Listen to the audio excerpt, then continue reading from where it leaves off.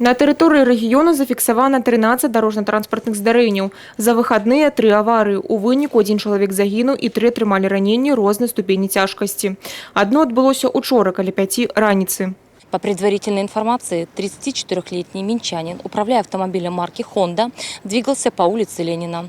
На перекрестке с улицы Гоголя водитель не справился с управлением транспортного средства, допустил съезд на левый тротуар, после чего наезд на здание.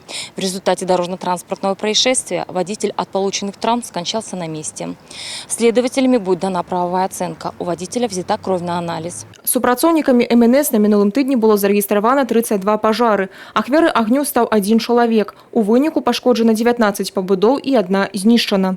Акрамя гэтага, за выхадныя выратавана 2 чалавека. Так, у Каменецкім раёне на тэрыторыі прыватнага падворка мужчына зваліўся ў калодзеж.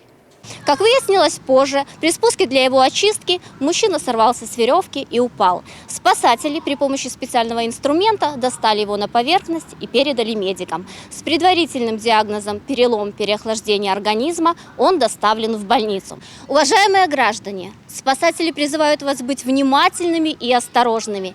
Помните, что телефонные номера службы спасения 101 или 112. Безопасных вам будней!